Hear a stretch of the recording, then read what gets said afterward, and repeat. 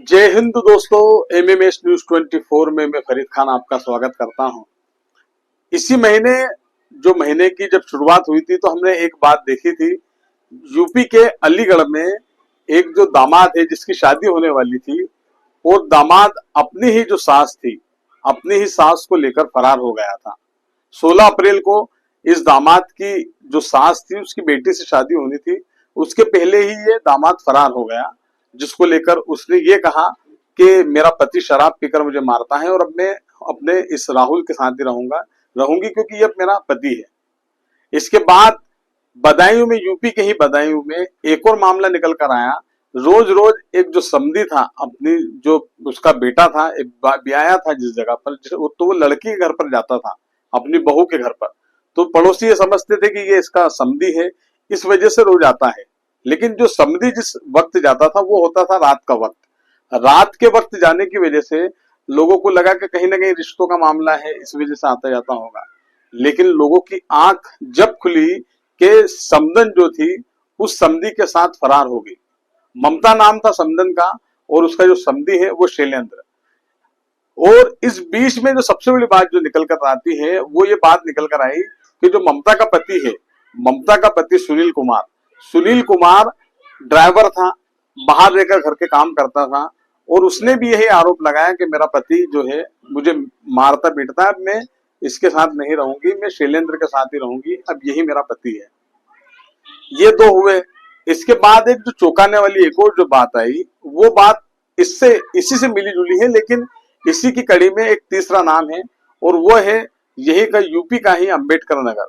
अंबेडकर नगर में एक 52 साल की जो महिला है, 52 साल की महिला इंदिरा देवी, उसको भी लव हुआ, उसको भी प्यार के चस्के चाचा। इस उम्र में तीसरी शादी के लिए वो उत्साहित हुई और उसने जो गांव का बेटा था, अपना पोता लगता था उसका रिश्ते में, क्योंकि तीसरी उसकी शादी होने वाली है, 2 शादियां पहले हो चुकी थी। तो उसने गांव का ही एक लड़का आजाद, उसके पति का नाम चंद्रशेखर आजाद है, लेकिन वो आजाद के प्यार में हुई और आजाद इंदिरा देवी को लेकर फरार हो गया।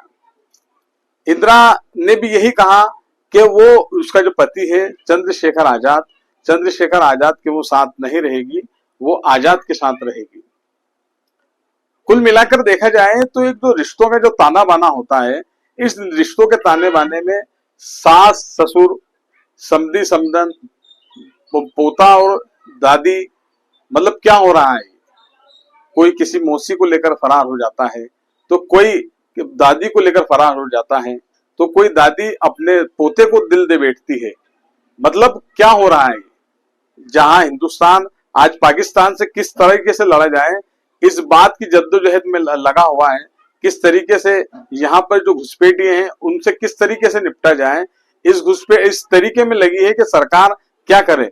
लेकिन पुलिस के सामने कई इस तरह की जो तहरीर आती है, कई तरह की इस तरह की जो शिकायतें आती हैं कि जहां पर पोते के साथ ही दादी फरार हो जाती है, तो पुलिस अपनी सुरक्षा के दूसरे इंतजामों को देखे कि दादी पोते के लव के मामले को देखे। ये जो रिश्तों का जो ताना बाना जो लोग कमजोर कर रहे हैं, आज देश को, दुनिया को, रिश्तों को आपसी में समझने की बहुत जरूरत है। वो सबसे बड़ी बात जो निकल कर आई है कि जो इन तीन घटनाओं में हम देखें तो तीन घटनाओं में जो महिलाओं के जो पति थे, महिलाएं की चाहे 50 साल की उम्र की हो या एक कम उम्र की महिला हो, उनके जो पति थे, तीनों के ही पति बाहर रहकर काम करते थे। कोई भी महिला का पति लोकल में काम नहीं करता था और सुबह जाकर शाम को घर नहीं आता था। लंबे लंबे 8-8, 15-15 दिन और लंबे वक्त तक ये लोग बाहर रहते थे, जिसकी वजह से जो महिलाएं जो थी वो किसी भी रूप से अपने आप को एक घर में संतुष्ट नहीं कर पा रही थी, बच्चों में, व्यवहार में किस तरीके से रहे। वो जो इंदिरा देवी है जो महिला, ये 4 बच्चों की माँ है और 52 साल की, और इसका जो पोता बताया जा रहा है आजाद, ये 25 से 30 वर्ष का है। मतलब उम्र का भी एक देखें आप तो कितना डिफरेंस है। लेकिन उम्र को तो गई एक तेल लेने, लेकिन यहाँ पर बात कुछ और ही निकल कर आती है। कुल मिलाकर जो आज रिश्तों का जो ताना बाना जो टूट रहा है, उसको टूटने से रोकने के लिए हम लोगों को अपने घरों में विशेष रूप से खास करके ध्यान देना बहुत जरूरी है। और दूसरी ओर हम ये देखें कि जो लोग आजकल मोबाइल की जो लत में लगे हुए हैं, इस लत को भी लोगों को छुटवाना चाहिए, क्योंकि लोग मोबाइल का दुरुपयोग उपयोग तो काफी कम लोग करते हैं, लेकिन उसका दुरुपयोग काफी होता है। और इसी दुरुपयोग में लोग अजीब अजीब चीजें देखते हैं। मैं ये खुला नहीं कहूंगा, लेकिन आप लोग खुद समझदार हैं कि लोग मोबाइल का उपयोग किस तरीके से दुरुपयोग के रूप में किया जाता है। और जो लोग फोन से अलग अलग लोगों से बात करते हैं, तो हम लोगों को ये भी देखना चाहिए कि लोग किन से बात कर रहे हैं। दूसरी बात एक जो निकलकर जो सामने आती है, वो ये बात आती है कि कई जगह हमने देखते हैं, मतलब किसी का नाम हम नहीं लेते हैं, लेकिन घर में लोगों को अपने परिवार में ये ध्यान रखना चाहिए कि जो उनकी महिलाएं हैं, उनकी जो पत्नियां हैं, उनके जो परिवार की जो उनकी बेटियां हैं, उनकी जो बहन है, कई घंटों तक किसी ना किसी से बातचीत करती रहती हैं।